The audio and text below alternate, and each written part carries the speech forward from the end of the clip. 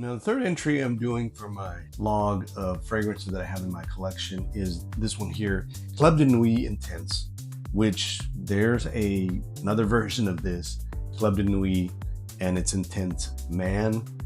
And there's also another one, I forget what the other one is. I own a lot of the ones that are connected with this. This is totally different than that. The other ones are a clone of Creed Aventus, where this is supposedly, I haven't tried it myself, but it's supposed to be a clone of Tom Ford's Noir de Noir. And really, this is a rose powerhouse that, oh, I love this one so much. I found really addictive. And it is marketed to women that awkward at first, I guess. But I knew when I smelled this smells way too, it's very unisex. I think it even pushes, like, maybe women would find this too masculine, is how I felt about it. And when I've worn it, it has performed exceptionally well. The projection on this is insane. It leaves a scent trail that just goes on and on, is what I found. And I also will layer it underneath my clothing, is where I'll wear this the most, because otherwise on top of clothing, it's too much. It just starts to overwhelm everyone. I know that Cheryl didn't like it.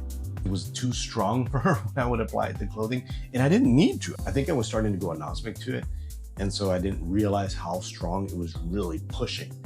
And I wore it to an assembly, and even then, I'm sure people noticed it from a distance.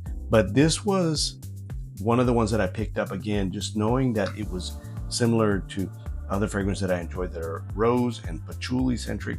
It is very spicy. It's very dark, Gothic, and it has a sweetness to it as well that I think is maybe based on vanilla. Now, the notes on this per Fragrantica are, the top notes are rose, saffron, and geranium. And then in the middle notes, it says nutmeg, pepper violet, and caraway seed. I do sense that, but I just sense more of the spiciness. I don't think that I could pick out all of those specific spices. Maybe the caraway seed is a little more pronounced in it, but not a whole lot. The nutmeg, on the other hand, reminds me of some of the other fragrances that have nutmeg in it.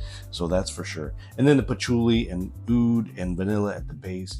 It's just warm, but dark, not in a comforting way. This is more of just a loud banger of a rose fragrance that I imagine that whether you're a guy or a gal and you're wearing this, everyone around you is going to know. And that's how I felt when I wear this. So I tend to apply it again under my clothing, and people have interpreted, for one, they compliment it, but two, people have interpreted it as a masculine fragrance, meaning that they haven't said, oh, are you wearing like a woman's fragrance? That smells very floral. No, that's not the case. This one has definitely been interpreted as a masculine fragrance. And so I think that it might be similar to Tom Ford's Noir de Noir. I'm plan on finding out when I get a decant of that, because there's no way I'm paying full price for something like that. But I love this one. It's probably one of my favorite perfumes that I wear. Again, this is entirely different, and I think it's just an underappreciated gem out there. If you're into rose fragrances, this thing is a banger, and it is really intense. So I try to use it conservatively because it can be a bit potent to others around you. So one of the experiences I had with it was that I wore it, and I think I over applied, to be honest with you. And then I was coming out of the hotel, and I suspect people did not want to be in the elevator with me because I was leaving such a scent trail behind me, and I had just applied it. So it must have been just suffocating. And again, I think I go a little bit anosmic to the strength of it, because then shortly after that, I was getting in the car with Cheryl and she was just dying.